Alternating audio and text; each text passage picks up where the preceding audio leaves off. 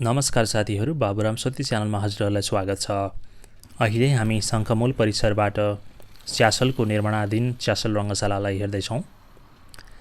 National sports council एनएससीले पुरानो Chyasal रङ्गशालालाई upgrade गरी 15,000 seat क्षमता भएको रङ्गशाला बनाउँदैछ। फिफाले पनि यस कार्यको लागि सपोर्ट र एसिस्टेन्ट समेत गरिरहेको छ र निर्माण क्रममा फिफाले टर्फ र फ्लड लाइट्स जडान गरिदिने पनि भनेको छ। च्यासल स्टेडियमको अपग्रेड गर्ने घोषणा अगस्त 2017मा तत्कालीन युवा तथा खेलकुद मन्त्री राजेन्द्र कुमार केसीको समयकालमा भएको थियो र सो कार्यको उद्घाटन समेत केसीज्यूले नै गर्नुभएको थियो। स्टेडियममा नयाँ ठुला प्याराफिट हाल्ने तथा ठुला भवनहरू पनि बनाइने भनिएको छ र यस कार्यलाई 33 करोड 50 लाख लाग्ने भनेर अनुमान पनि गरिएको थियो।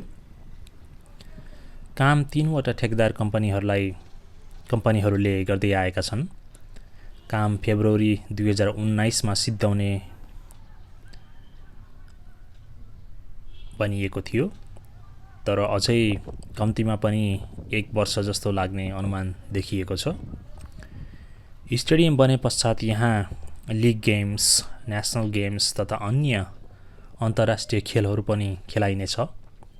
दशरथ रङ्गशाला पनि ढिलै भए पनि अब केही महिनामा सिद्धिने चाँटकाँट देखिएको छ। हामीले दशरथ रङ्गशालाको पछिल्लो अपडेटको पनि भिडियो माथि लिङ्कमा दिएको छौँ, कृपया भिडियो हेरिदिनुहोला र लिङ्क डिस्क्रिप्सन बक्समा पनि हुनेछ। Please check it out my friends. यसरी दशरथ रङ्गशाला पनि यही वर्षमा सिद्धिनेछ भनेर भनिएको छ र च्यासल पनि बन्ने क्रममा विगतको केही महिनामा निर्माणमा प्रगति भएको र यस्तै हिसाबले काम अगाडि बढ्दा अब च्यासल स्टेडियम पनि छिट्टै बन्छ भनी हामी विश्वस्त भएका छौँ।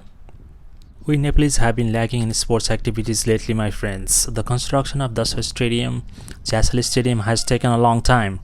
We are doing great in cricket, but the construction of Molpani cricket ground is also in limbo. However, the sources have told us that the Gautam Buddha International Cricket Stadium has taken pace in Bharatpur Chitwan, and this is a good news.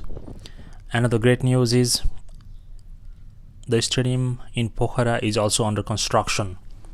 That's very positive, my friends.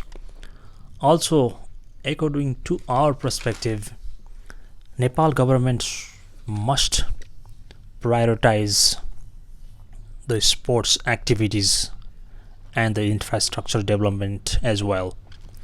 All 5 provinces of Nepal must have an international style multi-purpose venues along with separate ground for football and cricket.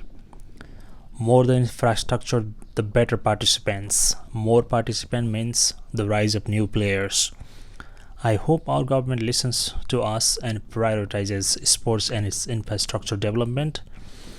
That's it for today, my friends. We will see you guys in our next videos. Thank you.